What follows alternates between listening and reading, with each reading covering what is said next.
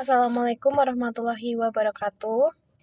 Jadi di sini saya ingin mempresentasikan hasil review e-book saya yang berjudul Strategi Nasional Pengembangan dan Pendalaman Pasar Keuangan di tahun 2018 sampai 2024.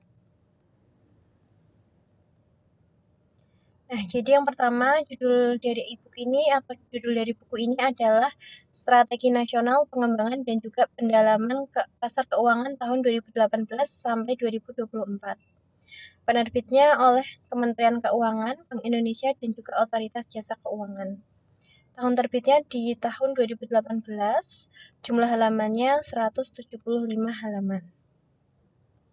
Baik, yang pertama saya akan menjelaskan tentang daftar isinya terlebih dahulu. Jadi, e-book yang berjudulkan Strategi Nasional Pengembangan dan Pendalaman Pasar Keuangan tahun 2018 sampai 2024 ini terdiri dari 5 bab pembahasan yang meliputi bab 1 itu tentang latar belakang dari pasar uang sebagai pertumbuhan ekonomi dan katalisator pembangunan infrastruktur.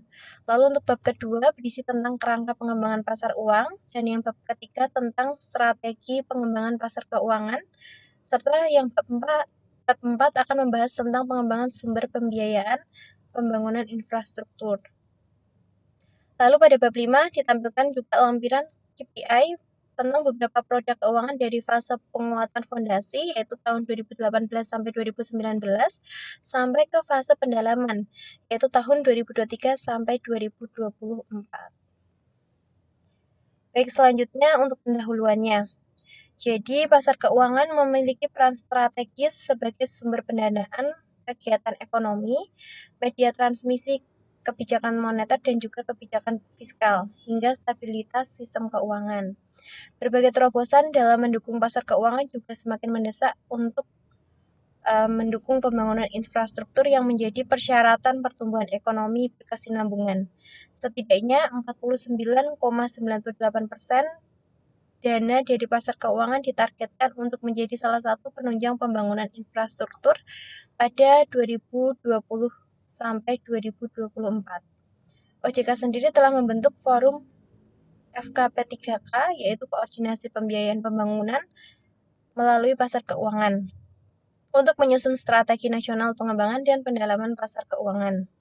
FKP 3K ini nantinya akan mengembangkan 3 pilar, yaitu sumber pembiayaan ekonomi dan pengelolaan risiko, pengembangan infrastruktur pasar, serta koordinasi kebijakan, harmonisasi ketentuan, dan edukasi. Yang kemudian nanti akan dielaborasi jadi pengembangan yang akan diimplementasikan pada 7 pasar keuangan. Nah, ini dia implementasi dari tadi ya, dari pengembangan 7 pasar keuangan. Yang pertama ada pasar obligasi korporasi. Jadi ini untuk pengembangannya dia ada 8 pengembangan. Yang pertama jalur distribusi SPN retail secara online. Yang kedua pengembangan instrumen derivatif obligasi. Yang ketiga fasilitas dan pendampingan penerbitan obligasi dan sukuk daerah. Yang keempat, pengembangan instrumen keuangan berkelanjutan dengan tujuan tertentu. Yang kelima, perluasan partisipan bond stabilization framework atau BSF. Yang keenam, mengembangkan optimalisasi elektronik trading platform atau ETP. Dan yang ketujuh, harmonisasi ketentuan perpajakan pasar obligasi pemerintahan. Lalu yang kedelapan, optimalisasi peran lembaga jasa keuangan atau LJK. Selanjutnya ada pasar obligasi pemerintahan. Ini juga ada 8 pengembangan. Yang pertama mengembangkan jenis surat utang korporasi. Yang kedua perluasan basis penerbit surat utang korporasi. Yang ketiga peningkatan peran intermediari efek bersifat utang dan sukuk. Lalu yang keempat peningkatan peran intermediari efek bersifat utang dan sukuk atau EFUS. Yang kelima meningkatkan efisiensi proses pendaftaran dalam rangka penawaran umum. Lalu yang keenam, peningkatan likuiditas transparansi dan efisiensi harga. Yang ketujuh, pembentukan tripari repo dan standar pasar transaksi repo.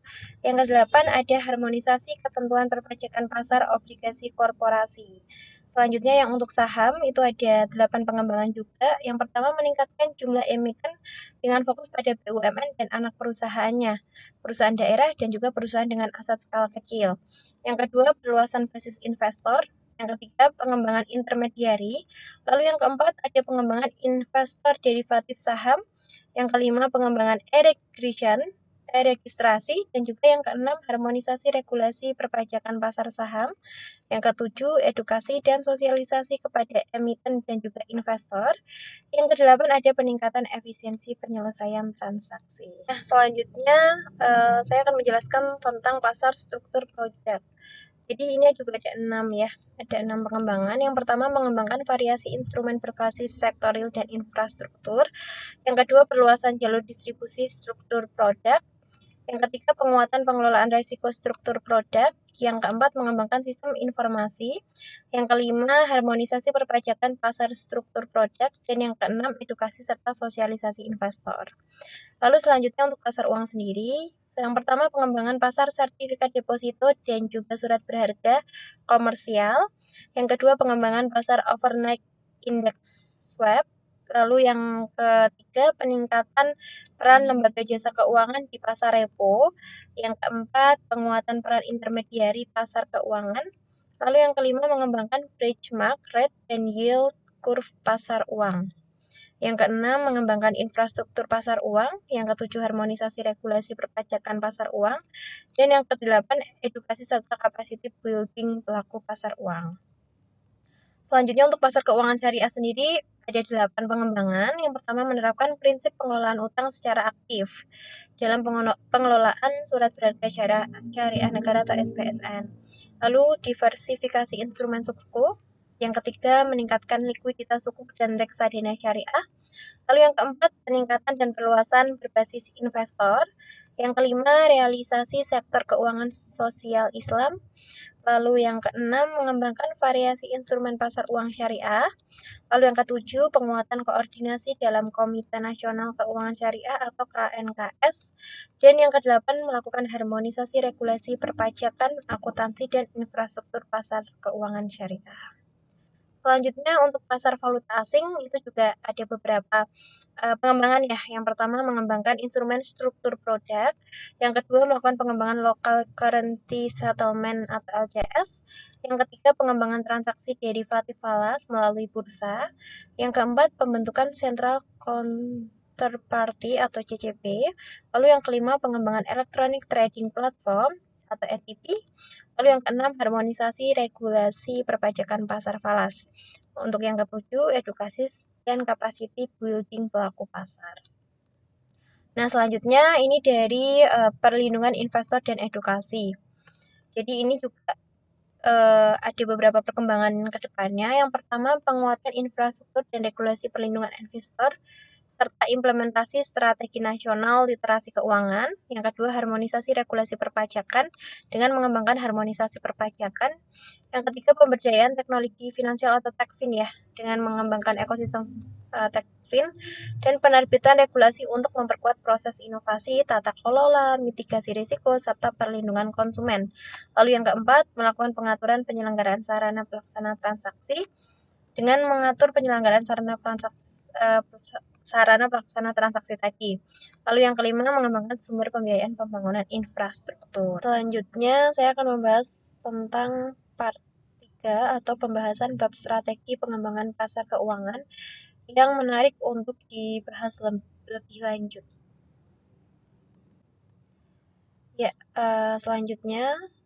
Selanjutnya saya akan membahas tentang yang pertama pasar obligasi pemerintahan. Jadi obligasi pemerintahan itu tergolong pada pasar yang relatif lebih dalam untuk semakin mengembangkannya.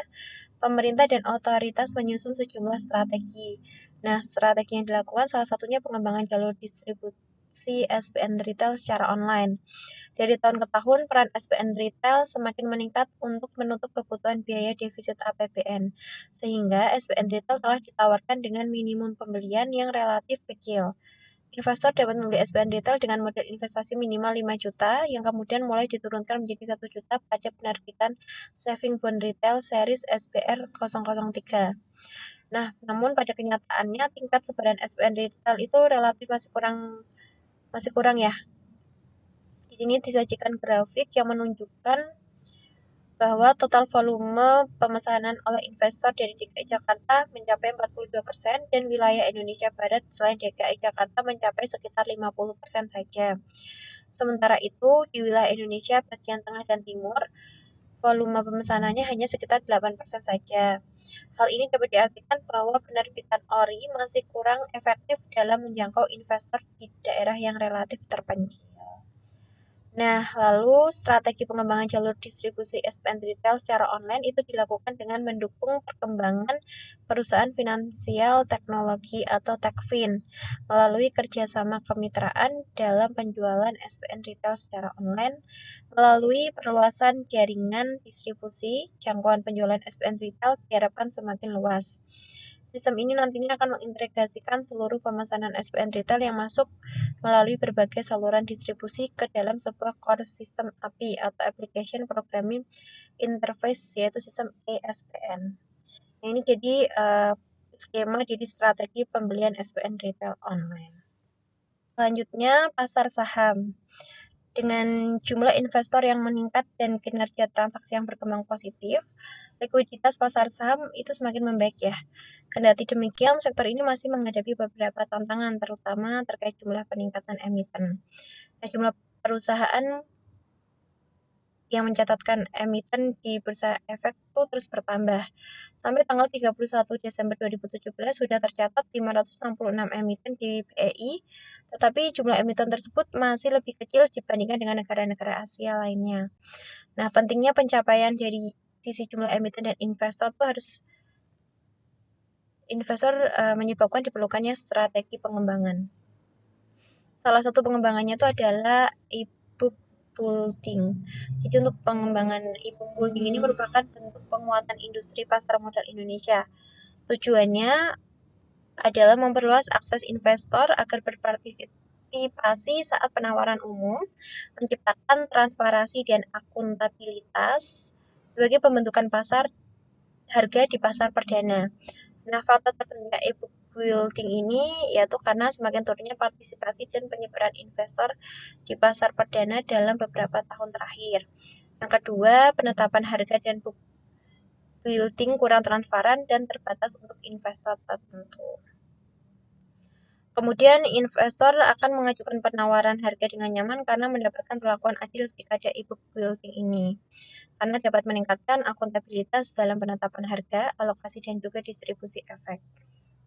Dengan adanya elektronik ini juga e-book building ini memungkinkan proses book building dan alokasi efek berjalan lebih efisien karena proses telah terotomasi dalam sistem. Jadi ini skema dari e-book building. Lalu ini merupakan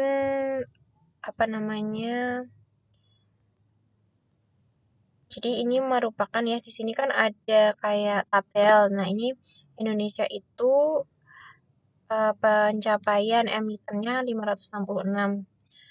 Dari seluruh negara Asia itu ya sudah bagus, cuman masih kurang ya dibandingkan negara-negara yang lain kayak misal Cina. Selanjutnya kita akan membahas tentang sistem obligasi korporasi. Jadi pasar obligasi korporasi belum sedalam pasar obligasi negara. Kontribusinya terhadap perekonomian nasional juga tak sebesar pasar obligasi negara. Sampai Desember 2016, rasio total obligasi korporasi terhadap PDB hanya 2,50% saja, sementara obligasi pemerintahan 14%.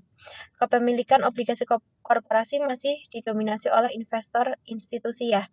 Jadi rendahnya penetrasi kepemilikan obligasi korporasi antara lain disebabkan oleh karena tidak seimbangnya aspek perpajakan yang belum memberi kesetaraan di antara jenis investor. Salah satu penyebabnya karena rendahnya likuiditas dan juga transparansi harga. Nah, perdagangan obligasi korporasi itu tidak didominasi oleh mekanisme di luar bursa atau over the counter atau OTC. Maka dari itu, untuk mencapai target pengembangan dan pendalaman pasar obligasi korporasi akan dilakukan berbagai strategi. Salah satunya adalah pengembangan infrastruktur, sistem, dan regulasi ETP. Faktor terbentuknya ETP itu adalah yang pertama, rendahnya likuiditas pasar sekunder obligasi, yang kedua, rendahnya transparansi di pasar sekunder sehingga menyulitkan penentuan kewajaran harga surat utang Indonesia untuk kebutuhan strategi pengelolaan portofolio termasuk monitoring. Yang ketiga, terbatasnya pengawasan pasar sekunder obligasi, dan yang keempat, pelaksanaan atas pengawasan sistem ETP akan dilakukan dalam 3 tahap. Yang pertama ini ya, di sini instrumennya obligasi negara retail, anggotanya ada bank dan perusahaan efek. Lalu untuk mekanismenya biasa pakai quote driven, clearing dan jaminan dan penjaminnya itu clearing, settlementnya ada BI dan KSEI. Lalu untuk tahap kedua itu instrumen tahap 1, untuk instrumennya ada Sukri, SPN seri benchmark, obligasi atau suku korporasi seperti itu. Lalu untuk tahap ketiga, instrumen tahap kedua dan SPN lainnya. Jadi ini anggotanya kalau untuk tahap kedua ini ada bank, perusahaan efek, pialang, dan pasar uang. Untuk mekanismenya pakai quote driven dan periodical auction. Untuk clearing dan penjaminannya ya pakai clearing dan settlementnya BI serta KAC. Lalu untuk yang instrumen tahap ketiga ini ada meliputi instrumen dari tahap kedua tadi ya, dan juga ditambah SPN lainnya. Anggotanya ada bank, perusahaan efek, pialang, pasar uang, dan untuk mekanismenya nanti pakai quote driven, periodical auction, dan continuous auction. Clearing, untuk clearing dan penjaminnya nanti pakai clearing dan penjaminan serta BI dan KC untuk settlementnya. Selanjutnya kita akan membahas tentang pasar keuangan syariah. Sebagai negara dengan jumlah penduduk terbesar ketiga di dunia yang mayoritas muslim, itu potensi investor keuangan syariah cukup besar ya, terutama pada pasar modal syariah. Hal ini tercermin pada peningkatan jumlah saham syariah, sukuk negara, sukuk korporasi, dan juga reksadana syariah. Salah satu perkembangan saham syariah dari tahun ke tahun itu cukup baik. Berdasarkan Indeks Saham Syariah Indonesia atau ISI dan Jakarta Islamic Index atau JII, selama 5 tahun terakhir performa saham-saham syariah tumbuh positif pada periode 2013 sampai 2017. Untuk kinerja saham dalam ISI itu bertumbuh sekitar 7,2%, sedangkan kapitalisasi pasarnya bertumbuh sekitar 10%. Sehingga pemerintah menyusun strategi pengembangan dan pendalaman untuk pasar keuangan yang telah menunjukkan perkembangan positif ini. Lalu, salah satu pengembangannya itu dengan suku linked wakaf, yang merupakan alternatif pembiayaan untuk menjadikan tanah-tanah wakaf menjadi lebih produktif. Dalam model suku linked wakaf ini, tanah wakaf yang sudah bersertifikat nanti bisa dijadikan jaminan atau underlying untuk penerbitan sukuk. Ide menghubungkan tanah wakaf ke sukuk muncul lantaran instrumen syariah tersebut saat ini sedang berkembang ya, meliputi sukuk berbasis proyek atau PBS, sukuk pendaharaan negara syariah atau SPNS, sukuk retail atau sukri, dan juga sukuk dan haji.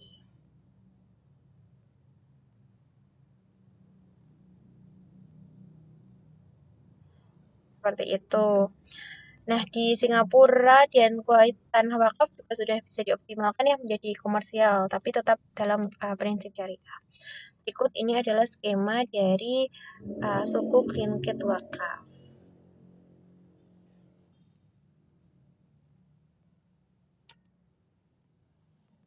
Saya akan membahas tentang pasar uang. Pasar uang itu merupakan transaksi surat berharga yang diterbitkan BI dan pemerintah itu masih mendominasi pasar uang ya. Namun regulasi dari Bank Indonesia dan OJK itu mendorong instrumen pasar uang untuk mulai berkembang. Makanya diperlukan partisipasi dari lembaga jasa keuangan selain bank maupun korporasi untuk mengakselerasi perkembangan lebih lanjut. Salah satu pengembangannya yaitu suku bunga acuan pasar uang. Dengan perkembangan benchmark rate pasar uang di Indonesia berbasis kuotasi, yaitu yang namanya JIBOR. JIBOR sendiri terdiri dari 6 tenor, yaitu overnight, yang meliputi 1 minggu, 1 bulan, 3 bulan, dan 6 bulan serta 12 bulan. Nah, penguatan terhadap JIBOR itu dilakukan dengan mengatur metode penetapan kuotasi suku bunga yang disampaikan oleh bank kontributor. Bank kontributor harus menerapkan jenjang data input yang mengutamakan penggunaan data transaksi real sebagai dasar penetapan kuotasi. Yang data input tersebut adalah sebagai berikut. Yang pertama, data suku bunga transaksi pinjam-meminjam tanpa agunan yang dilakukan oleh bank kontributor pada hari penyampaian suku bunga indikasi. Yang kedua, data kuotasi suku bunga transaksi pinjam meminjam tanpa agunan yang dapat dieksekusi pada hari penyampaian suku bunga indikasi. Lalu yang ketiga, data suku bunga transaksi pinjam meminjam di pasar uang yang dilakukan oleh bank kontributor atau data kuotasi suku bunga transaksi pinjam meminjam di pasar uang lain yang dapat dieksekusi pada hari penyampaian suku bunga indikasi dan penilaian profesional atau expert judgment. Selanjutnya yang mengatur terkait JIBOR itu juga tercantum pada Peraturan BI nomor 20/7/PBI/2018. Secara garis besarnya itu adalah yang pertama, kewajiban menetapkan kotasi suku bunga indikasi oleh bank kontributor mengacu pada jenjang data input, memiliki fungsi validasi dan unit kerja, serta jabatan yang bertugas dan bertanggung jawab dalam menetapkan penyampaian suku bunga indikasi. Yang kedua, kewajiban penatausahaan data, informasi, dan hal yang berkaitan dengan proses penetapan kotasi suku bunga indikasi oleh bank kontributor. Lalu yang ketiga, kewajiban penerapan tata kelola penetapan kuotasi suku bunga indikasi dalam pedoman internal bank kontributor. Terima kasih, sekian presentasi dari saya. Apabila ada kurang lebihnya, saya mohon maaf. Wassalamualaikum warahmatullahi wabarakatuh.